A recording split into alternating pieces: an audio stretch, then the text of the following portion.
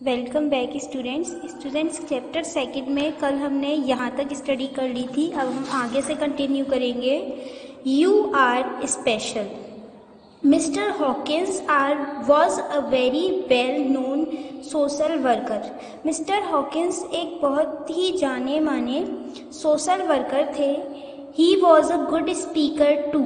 वह एक अच्छे वक्ता भी थे। वंस एक बार he went to visit a city. वह एक शहर में विजिट करने गए। Which had recently faced an earthquake.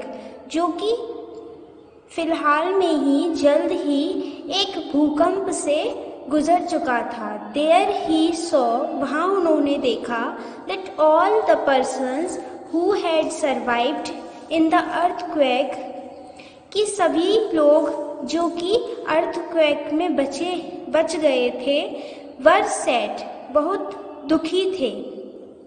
Many of them. उनमें से बहुत से had lost everything they had. सब कुछ अपना जो भी उन पर था वो सब कुछ खो चुके थे। Due to this unfortunate incident. इस दुर्घटना के कारण The people had lost all hope in life. लोगों ने अपने जीवन से सभी आशाओं को खो दिया and felt quite helpless. और बहुत ही असहाय फील करने लगे। Seeing all this, Mr. Hawkins felt pity on them. यह सब देखकर मिस्टर हॉकिंस को उन पर दया आ गई and he seriously wanted to do something for them. और वो वास्तव में उनके लिए कुछ करना चाहते थे।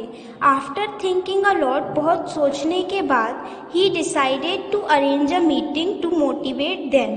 उन्होंने एक मीटिंग अरेंज करने का उन्हें मोटिवेट करने के लिए एक मीटिंग अरेंज करने का डिसीजन लिया। He gathered as many people as he could.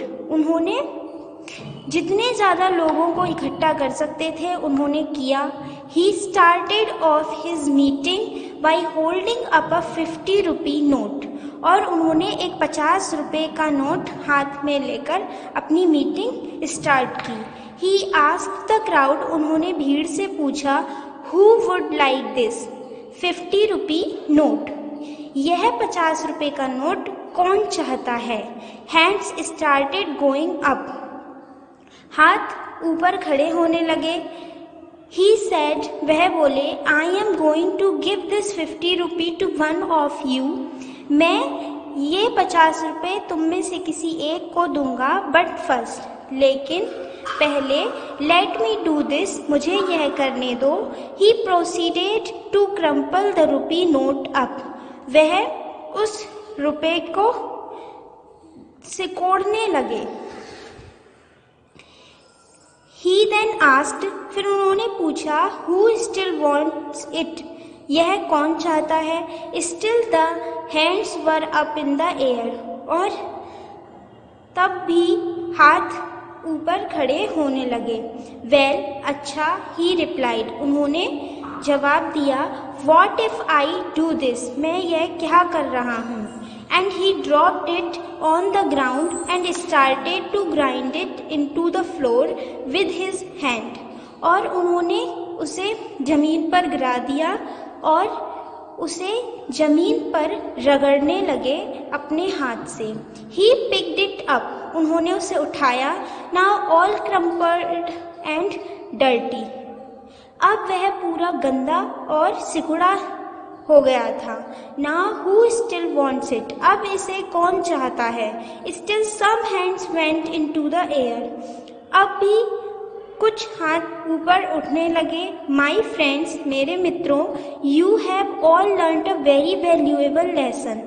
तुम सभी ने एक बहुत ही वैल्यूएबल लेसन सीखा है। No matter what I did to the money. यह मैटर नहीं करता कि मैंने इस रुपये के साथ क्या किया। You still wanted it. तुम तभी से चाहते हो बिकॉज क्योंकि it did not decrease in value. क्योंकि यह अपनी वैल्यू में गिरा नहीं है। It is still worth 50। यह अब भी 50 रुपये ही हैं।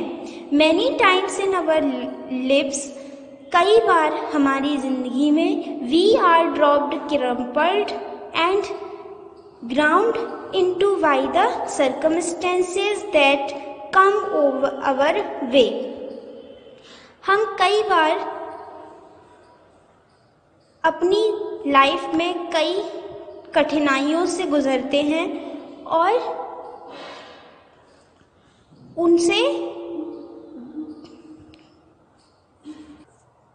और उनसे डर जाते हैं जो कठिनाइयाँ हमारे रास्ते में आती हैं।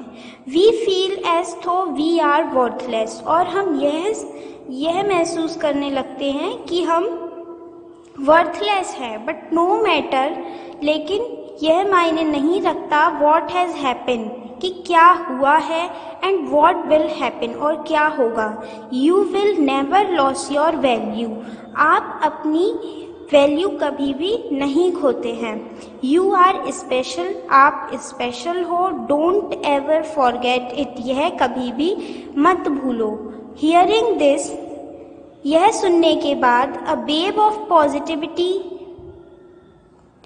स्प्रेड ऑल ओवर, यह सुनने के बाद उन सभी में एक सकारात्मकता की लहर उठने लगी। नाउ, अब no one had a feeling of hopelessness और सैडनेस, अब किसी में भी निराशा और दुख की भावना नहीं थी। And everyone was ready to go ahead in his life, और सभी अपने जीवन में आगे बढ़ने के लिए तैयार थे। Leaving whatever had happened in his life behind, वह सब छोड़कर जो भी उनके जीवन में हुआ था। So we should always believe in ourselves, इसलिए हम सभी को हमेशा अपने आप पर भरोसा रखना चाहिए। And also in the fact, और यह सोचना चाहिए that we are very special and unique, कि हम बहुत ही स्पेशल हैं और यूनिक हैं।